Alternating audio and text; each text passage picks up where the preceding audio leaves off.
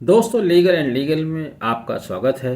दिल्ली के मुख्यमंत्री अरविंद केजरीवाल को उनके आवास से आज रात 9:30 बजे ईडी द्वारा गिरफ्तार कर लिया गया।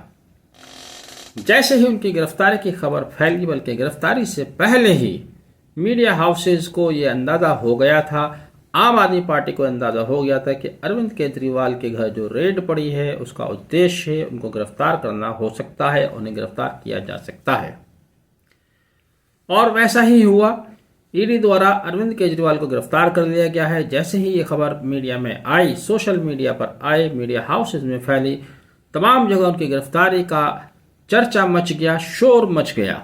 लेकिन मेरा दावा है कि पूरा देश अभी तक यह नहीं जान पाया कि आखिर अरविंद केजरीवाल को क्यों गिरफ्तार किया गया, उन्होंने कौन सा ऐसा अपराध किया था जिसके लिए उनको ईडी द्वारा रात में घर से उठाकर ले जाया गया। तो आज मैं इस वीडियो के माध्यम से आपको बताने जा रहा हूं कि आखिर अरविंद केजरीवाल को किस गुनाह में उनको गिरफ्तार किया गया है, उनके खिलाफ क्या आरोप हैं। दरअसल यह गिरफ्तारी आप जानते हैं मनी लॉन्ड्रिंग केस में बताई जा रही है, जो कि ईडी द्वारा की गई है। ईडी का कहना था कि अरविंद केजरीवाल उनके द्वारा भेजे जा रहे समन्स का कंप्लायंस नहीं कर रहे हैं। 9 समन्स उनको भेजे जा चुके हैं, लेकिन वह पूछताछ के लिए ईडी के दफ्तर आने को तैयार नहीं है। इससे पहले आप यह भी समझ लीजिएगा कि पिछले सप्ताह ईडी द्वारा राउज एवेन्यू कोर्ट में अरविंद केजरीवाल के विरुद्ध 2 आपराधिक मुकदमे दर्ज कराए गए थे, कंप्लेंट की शक्ल में दर्ज कराए गए थे। लेकिन उन मुकदमों में अरविंद केजरीवाल को जमानत मिल चुकी थी। अगली सुनवाई 2 अप्रैल को हालांकि होनी थी। उसके बावजूद भी ईडी ने अरविंद केजरीवाल को गिरफ्तार कर लिया। आज अरविंद केजरीवाल किसी भी कोअर्सिव एक्शन से बचने के लिए दिल्ली उच्च न्यायालय गए। उच्च न्यायालय के सामने उन्होंने अपनी प्रार्थना रखी, लेकिन उच्च न्यायालय ने उस पर कोई निर्णय देने से इनकार करते हुए सुनवाई की अगली तारीख 22 अप्रैल लगा दी। हालांकि दिल्ली उच्च न्यायालय में तमाम दिन सुनवाई चलती रही। सरकार की ओर से पेश हो रहे additional solicitor general SV Raju ने कहा, देखिए क्या कहा, ये बहुत इंपॉर्टेंट बात है। उन्होंने कहा कि हमने कब कहा कि हम केजरीवाल को गिरफ्तार करना चाहते हैं, केजरीवाल को केवल पूछताछ के लिए बुलाया जा रहा है। हालांकि बाद में उन्होंने इसको भी इशारा साफ कर दिया था कि ईडी द्वारा अरविंद केजरीवाल को गिरफ्तार नहीं किया जाएगा और गिरफ्तार किया भी जा सकता है।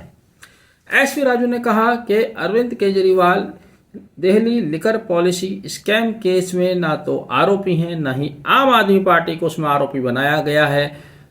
यह FIR विजय नायर और मनीष सिसोदिया के खिलाफ है। ऐसे में अरविंद केजरीवाल द्वारा FIR क्वैश कराने का प्रार्थना पत्र नहीं दिया जा सकता। अब देखिए, यहाँ पर आपके सामने 2 नाम आए। मनीष सिसोदिया, जो कि आपने सुना हुआ है, लेकिन विजय नायर का नाम शायद आपने अभी तक नहीं सुना होगा।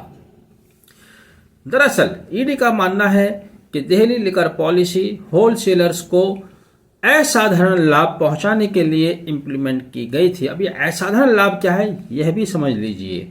उनका कहना है कि होलसेलर्स को 12% प्रॉफिट देने के उद्देश्य से दिल्ली लिकर पॉलिसी बनाई गई है। केवल 12%, आमतौर से 8-10% प्रॉफिट होता ही है, लेकिन 12% को वो एक्स्ट्रा ऑर्डिनरी प्रॉफिट कुछ कंपनीज को देना बता रहे हैं।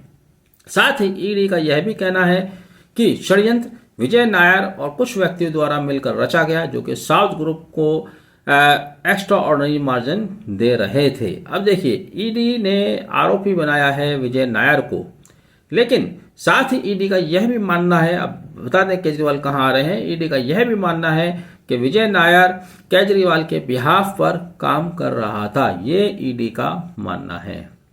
कोई स्पष्ट रूप से सबूत नहीं है, कोई इनके पास गवाह नहीं है, कोई इस तरह की फाइंडिंग्स नहीं है जिससे कहा जा सके कि अरविंद केजरीवाल के बिहाफ पर विजय नायर काम कर रहा था।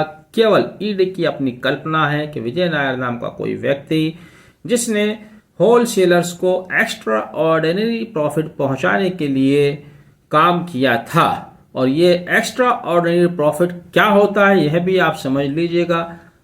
अगर आप व्यापार करते हैं या व्यापार से जुड़े हुए हैं तो 8, 10, 12% का प्रॉफिट यूजुअल प्रॉफिट कहलाता है, जनरल प्रॉफिट कहलाता है। एक्स्ट्रा ऑर्डिनरी प्रॉफिट 50% या उससे ज़्यादा का होता है।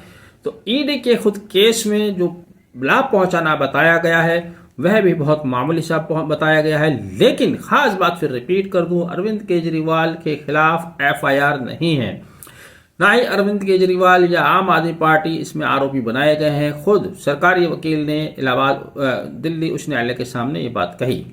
बहरहाल अब अरविंद केजरीवाल जेल की सलाखों के पीछे हैं। पूरा चुनाव वो जेल से लड़ेंगे या उससे पहले उनको कोई रिलीफ मिलता है। इस बीच में एक बात और बता दूं, आम आदमी पार्टी द्वारा आज ही रात को 11:15 बजे या 11 बजे के करीब सुप्रीम कोर्ट का दरवाजा खटखटाया और चाहते थे कि सुप्रीम कोर्ट उनके मैटर को अर्जेंट सुने। रजिस्ट्रार से उन्होंने संपर्क किया, लेकिन सुप्रीम कोर्ट ने अरविंद केजरीवाल के मैटर को अर्जेंट बेसिस पर सुनने से इनकार कर दिया और इस तरह से अरविंद केजरीवाल भी अब जेल में चले गए हैं। इससे पहले मनीष सिसोदिया, संजय सिंह और सत्येंद्र जैन जेल में हैं। अभी आगे ये लिस्ट और बढ़ती है या नहीं, ये अभी समय बताएगा।